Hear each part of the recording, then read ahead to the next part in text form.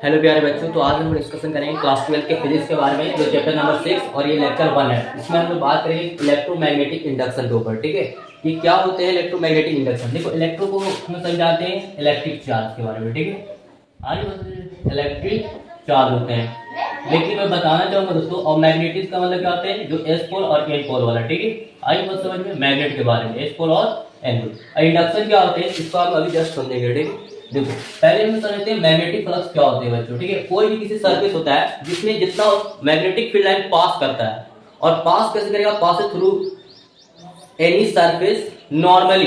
जो सरफेस रहेगी नॉर्मल मतलब परपेंडिकुलर ही पास करेगा। ठीक है, ऐसे बोल सकते हैं कि the number of total magnetic field passes through perpendicular from any surface normally. कोई भी सरफेस होगी जो नॉर्मल परपेंडिकुलर ही होगी। ठीक है, आई बात समझ में। देखो, लेकिन मैं थोड़ा सा बताऊंगा कि भाई एक्चुअली देखिए यहाँ पर क्या होगा। जैसे अब मान लीजिए सपोज ये आपका क्या है, कोई ये सरफेस है इस तरीके से, और यहाँ पे क्या होगा, जितना क्या होगा मैग्नेटिक फील्ड लाइन पास करेगा डायरेक्टली ऐसे। ठीक है, तो वही हमारा क्या होता है, ये हमारा मैग्नेटिक फ्लक्स होते हैं। देखो जिस तरीके से हम लोग इलेक्ट्रिक फ्लक्स में कैसे इसको डिनोट क्या करते हैं, जैसे ई है ना, मैग्नेटिक फ्लक्स का सिंबल होते हैं और ई। उसी तरीके से यहाँ पे क्या होगा, मैग्नेटिक फ्लक्स के लिए यहाँ पे एम लिखेंगे। समझ भाई बात को, कुछ फॉर्मूला के बारे में बात करेंगे, लेकिन उससे मैं बताना चाहूंगा दोस्तों कि इसका एसआई मात्रक वगैरह के बारे में बात कर लेते हैं। ठीक है, आई बात समझे, इसको हम लिख लेते हैं a is denoted by, a is denoted by 5m। ठीक है, तो मैग्नेटिक फ्लक्स को हम किसके द्वारा डिनोट करते हैं, 5m। बट क्या है इसका एसआई यूनिट के बारे में है ना, और ये पूछ सकते हैं, बहुत इंपॉर्टेंट है कि मैग्नेटिक फ्लक्स जो है कैसा क्वांटिटी है। ठीक है, तो स्केलर क्वांटिटी है। ठीक है, तो बता सकते हैं it is scalar quantity.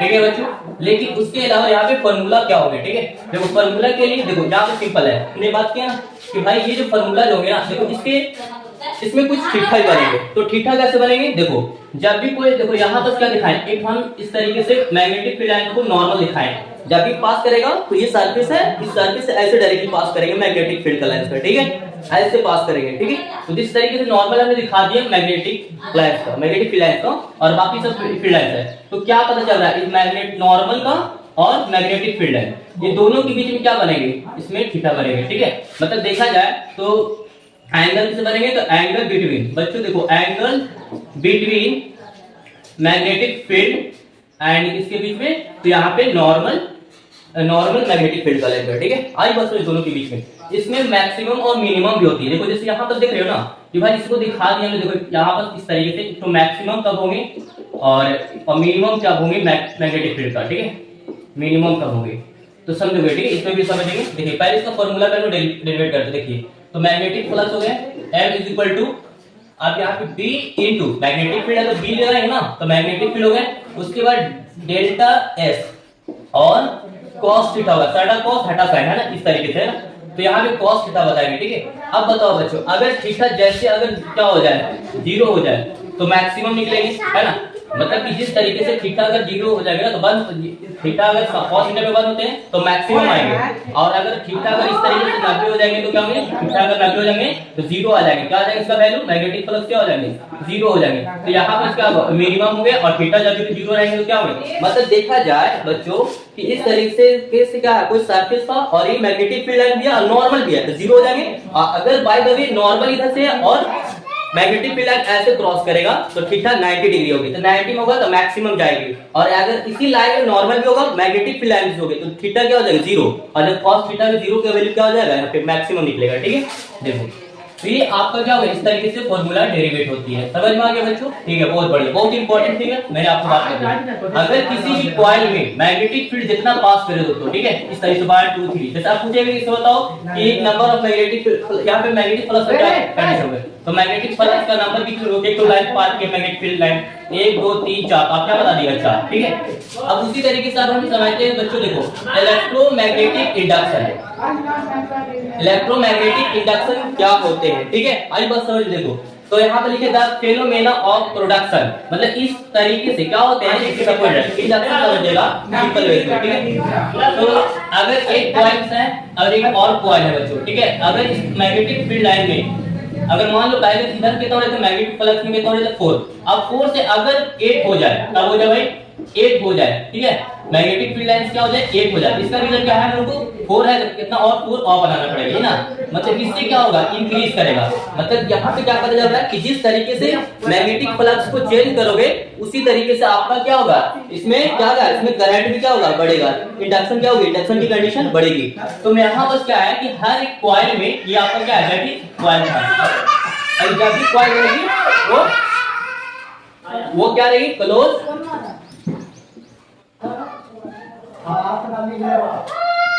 Close loop में क्या रहेगी, ये आपका कोई भी कॉइल रहती है, इसके अंदर करंट क्या होती है, इंक्रीज करती है।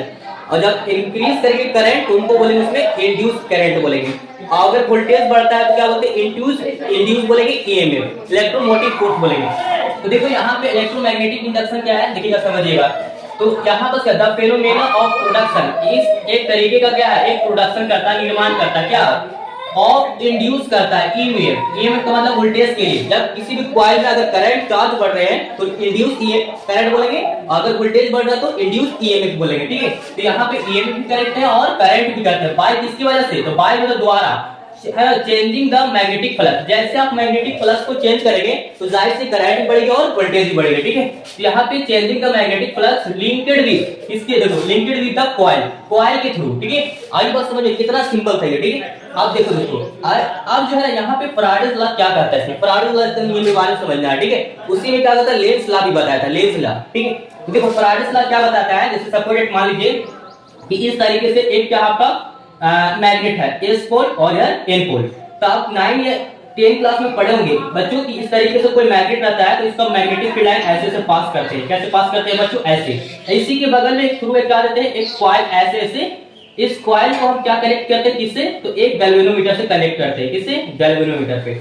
और आपको पता है आपका क्या है, दैट इज कॉइल साइड, ठीक है। आइए बस समझिए, तो इसके जितने ये अगर क्लोजली जाएगा इसके अंदर भी क्या आ गई, चांसेस रहेगा, चार्ज बढ़ जाएगा, आ जाएगा इस कॉइल के अंदर थ्रू, किसके अकॉर्डिंग, तो यहाँ पे बगल में एक मैग्नेट रहेगा, तब इस मैग्नेट में क्या करेंगे बच्चों, मैग्नेटिक फील्ड ऐसे से पास करेंगे। जब ये इसके तरीके से बढ़ा दिया जाए इस कॉइल में भी क्या आ जाएगी, करंट आ जाएगी और वोल्टेज भी आ जाएगी, बात समझ में। तो इसमें क्या आ जाएगी, बढ़ जाएगी, इसमें कॉइल में आएगा, सब क्या है आपका कॉइल है ना, रोटेशन में, इसी कॉइल के अंदर क्या आएगी, करंट वगैरह आएगी, है ना, ईएमएफ आएगी, इलेक्ट्रोमोटिव फोर्स आएगी, ठीक है। तो इस बात को पता आपको हो गया है, ठीक है, मतलब कि समझ में आ गया, ठीक है। देखो तो फैराडेज फर्स्ट लॉ क्या कहता है, देखो यहाँ पे ऑफ ईएमआई वेन इवन, मतलब जब कभी क्या होगा, मैग्नेटिक फ्लक्स लिंक्ड, अगर देखो मैग्नेटिक फ्लक्स क्या की वजह से आ रहा था, मैग्नेट की वजह से। तो मैग्नेटिक जिसमें आ रहा है मैग्नेट, इसमें क्या होगा, इसमें क्या करंट भी ट्रांसमिट होगा, देखो लिंक्ड विद द कॉइल, तो कॉइल क्या होगा, जुड़ा होना चाहिए, चेंज इंड्यूस ईएमएफ। और इसमें क्या आ जाएगा, करंट इसमें भी क्या आ जाएगा, ट्रांसफर, बगल में रहेगा तो इसमें क्या होगा, बैकवर्ड, मतलब इसके इसमें क्या आ जाएगा,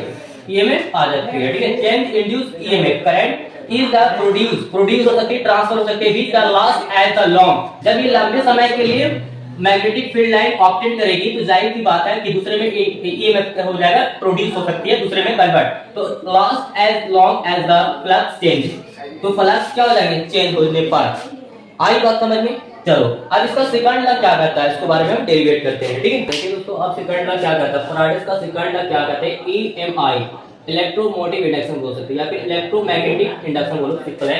तो इसमें क्या बताया जाता है कि जिस तरीके से यहाँ पे दो मैग्नेट हैं और ये दो मैग्नेट में एक इनिशियल होंगे और एक क्या होंगे, फाइनल होंगे। इसमें क्या होंगे, फ्लक्स की बात करते हैं, एग्जांपल के थ्रू अगर बताया जाए तो ये मान ली इनिशियल में मैग्नेटिक फ्लक्स और क्या होंगे, फाइनल होंगे, मान ली फ्लक्स 1 फ्लक्स 2, ठीक है। और दोनों में क्या हो रहा है, चेंज कर रहे हैं, कैसे कर रहे हैं भाई, तो एक हमारा क्या है, दोनों का एक मान लिया, एक आपका क्या है, ये आपका फॉरवर्ड है, ये क्या है, बैकवर्ड है, ठीक है। तो इसके यहाँ पर क्या डायरेक्शन, देखो यहाँ समझोगे, इसमें क्या कर रहे हैं, चेंज कर रहे हैं, कहाँ से, तो फ्लक्स क्या, देखो फ्लक्स क्या है, यहाँ पे मैग्नेटिक फ्लक्स का 1 और ये क्या सेकंड, यहाँ पे चेंज करेंगे। अब बताओ जाहिर सी बात है, जिसमें इस तरीके से क्या होंगे, मैग्नेटिक फील्ड क्या बनेंगे, मैग्नेटिक फील्ड लाइंस बनेंगे इस तरीके से, तो इसमें से क्या होगा, इसमें ट्रांसमिट होंगे, फिर यहाँ से फिर क्या बनेंगे, इस तरीके से बनेंगे, ठीक है। कुछ ऐसे भी होंगे जो डायरेक्टली क्या करेंगे, दूसरे वाले ईएमएफ दूसरे में क्या करेंगे, मतलब प्रोड्यूस कर लेंगे, ईएमएफ और करंट की बात करेंगे। तो देखो इस तरीके से क्या हो जाएगा, इसमें ट्रांसफर हो जाएगा। और जब इसमें ट्रांसफर होंगे तो इस तरीके से क्या करेंगे, इलेक्ट्रॉन मोटिवेट करने लगेंगे,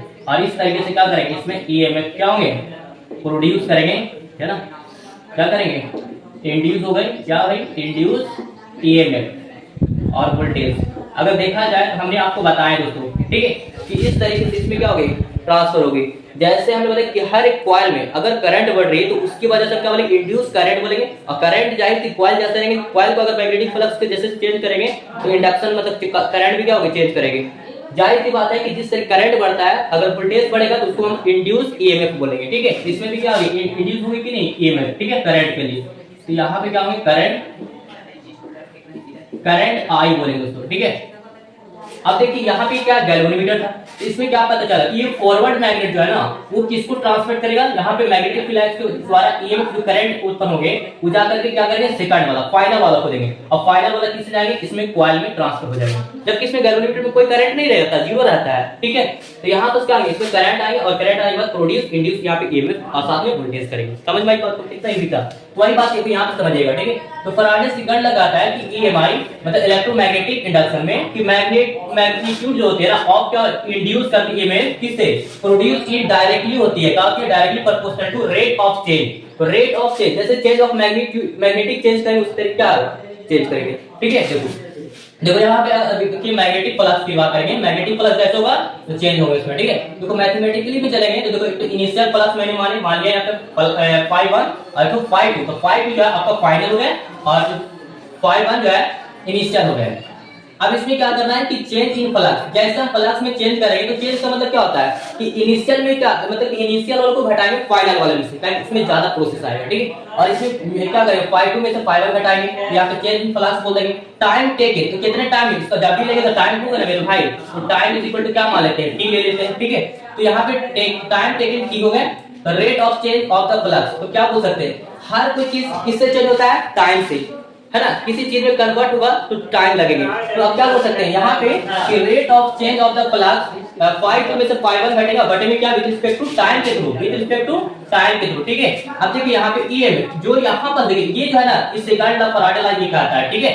ईएमएफ जो है ना इलेक्ट्रोमोटिव फोर्स होते हैं ना वो प्रोपोर्शनल होंगे किसका, तो यहाँ पे चेंज इन मैग्नेटिक फ्लक्स को कितना, इलेक्ट्रोमोटिव फोर्स पर directly proportional to change in magnetic flux with respect to time. तो देखो कितना सिंपल है। देखो यहाँ पे फ्लक्स क्या, यहाँ पे मैग्नेटिक फ्लक्स हो गया, यहाँ पे बात घटाएंगे विद रिस्पेक्ट टू किसके, टाइम में, किसके थ्रू, टाइम के थ्रू। यहाँ पे क्या बोल सकते हैं, यहाँ पे इलेक्ट्रोमोटिव फोर्स के यहाँ पे ई ड्रॉप कर सकते हैं ईएमएफ को, और यहाँ पे क्या दोनों तरफ लगाएंगे हम डिफरेंशिएशन, तो d5 फाइनल मान लेते हैं और इसको क्या मान लेते हैं, t मान लेते हैं। और इसके बाद क्या माइनस आएंगे, अगर एक कांस्टेंट मानते हैं फिर यहाँ पे क्या एक नॉर्मल के लिए रहेंगे, ठीक है। एक मैं बताना भूल गया दोस्तों, देखिए जहां पे मैग्नेटिक फ्लक्स बताएं, जैसे हम फाइव द्वारा डिनोट करते हैं तो मैग्नेटिक फ्लक्स क्या बताया आपको, तो B magnetic field into delta S cos theta. लेकिन इसका एसआई यूनिट क्या होता है बेटे, ध्यान दो। अब यहाँ पे समझना कि देखो मैग्नेटिक फील्ड को क्या बोलते हैं, टेस्ला बोलते हैं, क्या बोलते हैं, टेस्ला। और यहाँ पे सरफेस जो बनेगा यहाँ पास जितना फील्ड कोई भी आपका सरफेस है मैग्नेटिक फील्ड क्या कर रहे हैं, पास कर रहे हैं। तो इसमें क्या होगा, यहाँ पे जो सरफेस बने अगर क्या चीज के रूप में एरिया है ना, कुछ एरिया होगा ना इसका, तो एरिया को क्या करेंगे, एरिया मीटर है तो मीटर का स्क्वायर करेंगे, तो हम टेस्ला इनटू मीटर स्क्वायर बोलेंगे, ठीक है। तो यहाँ पर किसका क्या मैग्नेटिक फ्लक्स का निकल गया, ठीक है। आपसे फार्मूला अगर इसका ऐसा यूनिट पूछा जाए तो इसको फार्मूला में इस तरीके से बताएंगे, टेस्ला इनटू मीटर स्क्वायर, ठीक है। कितना इजी था ये, ठीक। तो इसी तरीके से अब हम मिलेंगे दोस्तों इसका लेक्चर नंबर 2 इलेक्ट्रोमैग्नेटिक इंडक्शन का। ओके, फिर मिलते हैं नए वीडियो साथ। Okay, take care, good bye.